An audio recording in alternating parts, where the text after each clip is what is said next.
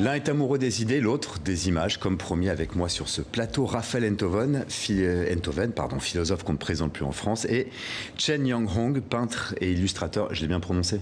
Très bien. Peintre et illustrateur chinois, exilé à Paris depuis plus de 30 ans, et ensemble vous publiez ce livre, Imaginez, aux éditions École des loisirs. C'est de la philo, non pas pour les nuls, mais pour les adolescents. C'est de la vulgarisation. Ça prend la forme de thématiques et de textes courts. On va voir des images défiler un petit peu d'ailleurs au long de ce plateau. Avant de développer, Raphaël Enthoven, une question me brûle les lèvres. Allez-y. Les hommes sont-ils vraiment des porcs épics ? Ah oui, bien sûr. C'est une légende, c'est un mythe de Schopenhauer qui raconte ça. Il dit les porcs épics ont froid. Arrive l'hiver, c'est une famille de porcs épics. Et donc comme ils ont froid, comme c'est l'hiver, ils ont besoin de se rapprocher les uns des autres. Seulement comme ils ont des piquants, les piquants les éloignent. Mais quand ils s'éloignent, ils ont froid. De sorte que les porcs épics vivent en accordéon. Ils sont loin, ils ont froid, ils sont près, ils se piquent. Et Schopenhauer dit, nous en sommes exactement là. Notre désir de compagnie fait qu'on se rapproche des autres, mais ce que nous sommes et ce que l'autre est fait qu'assez vite on se pique. Et donc Schopenhauer dit, nous avons inventé comme solution à cette alternative indécidable la politesse, qui est l'art de la distance et des bonnes manières. C'est quoi le but de ce livre ? Le but de ce livre n'est pas, vous avez employé le mot de vulgarisation, c'est pas ça, parce que la vulgarisation présume que le destinataire est vulgaire, ce qui n'est pas le cas. Le but de ce livre est de montrer qu'on peut en une page, en quelques lignes, en quelques mots, concentrer un récit, un paradoxe, et laisser une trace qui soit à la fois une trace au cœur, parce qu'on a raconté une histoire, et l'occasion aussi d'une réflexion ou d'une idée qu'on croyait ne pas avoir eue jusqu'ici. Voilà. Chen Yanghong, qu'est-ce qui vous a séduit dans ce projet ? Beaucoup de choses.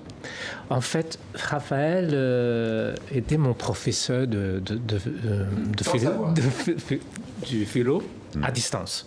Sans le savoir. Donc, c'est l'avantage de la radio, vous savez. Voilà, ah, d'accord. L'intérêt des médias permet de ça.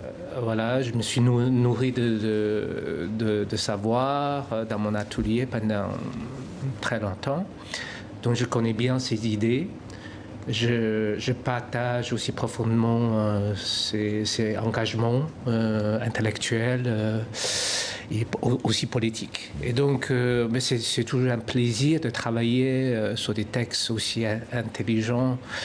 Et l'écriture de Raphaël est très généreuse, piquante et lucide. Et donc, mais en même temps, quand je travaille sur des projets comme ça, et je ne suis pas un illustrateur. J'ai essayé de recréer un espace pour le texte, et je suis à la recherche de la résonance. On voit vos dessins défiler en même temps que vous parlez.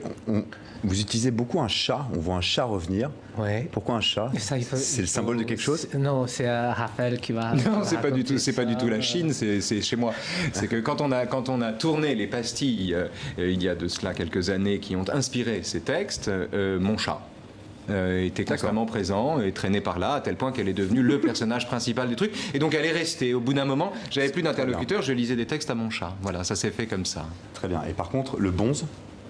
Le bonze, c'est une histoire qui... c'est une légende, là encore, mais c'est un petit bonze qui demande à son maître, il dit, dis-moi, grand maître, combien de temps on met pour parvenir à la sagesse ? Alors le grand maître se gratte la tonsure et il dit, bah, je sais pas, ça dépend, 30, 40 ans. Et le bonze s'inquiète, il dit, mais si on est très pressé. Et alors le maître lui dit, bah, dans ces cas-là, ça peut prendre beaucoup plus longtemps. Et au fond, c'est l'idée qu'on se rapproche davantage de la sagesse quand on sait qu'on n'est pas sage que quand on croit qu'on l'est. Alors, j'en profite, je fais une petite parenthèse pour signaler aux merveilleuses équipes en régie que l'oreillette ne marche pas et que donc, si à un moment il faut terminer cet entretien, il faut trouver un moyen de me le faire savoir. Non, ou alors on continue indéfiniment. Ou alors on continue indéfiniment, mais on va continuer entre nous parce que ce sera coupé. On va poursuivre quand même, on va essayer de jouer un petit jeu, mais avant ça, Raphaël Enthoven, vous nous livrez un scoop, notamment, vous avez brisé un mythe. Pour moi, Roméo n'aimait pas vraiment Juliette. Non, j'ai pas dit ça. Ah. Non, j'ai pas dit que Roméo n'aimait pas vraiment Juliette. Cet amour a été aidé. J'ai dit que Roméo et Juliette avaient reçu le coup de main d'une adversité. Je dis qu'il est difficile de s'aimer quand rien ne nous en empêche. Et que l'obstacle à l'amour entre Roméo et Juliette est également l'aliment, le carburant du sentiment qu'ils avaient l'un pour l'autre. On va faire un petit jeu, sorte de, non pas question pour un champion, mais question pour un philosophe. Plein de petites questions en vrac qu'il faut répondre vite. C'est pas bien de dire la vérité ? Certaines vérités sont plus dangereuses que les mensonges eux-mêmes, en particulier quand on les dit pour faire mal à l'autre. La fidélité, ça sert à rien ? L'essentiel est d'être fidèle à soi. Mais entre la personne qui fouille dans vos affaires pour savoir si vous l'avez trompé et la personne qui trompe, je préfère la personne qui trompe. Pourquoi vous n'aimez pas Julio Iglesias ?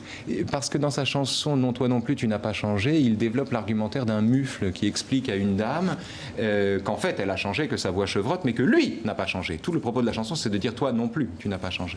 Dernière question, si je vous dis « il est mort le pauvre », vous me répondez quoi ? C'est une esquive, on fait comme si le mort n'avait pas eu de chance, alors qu'on est tous concernés par ça. On le plaint, on croit qu'on le plaint, et en fait, on met la tête dans le sable. J'ai une dernière question à vous poser, Chen Yanghong.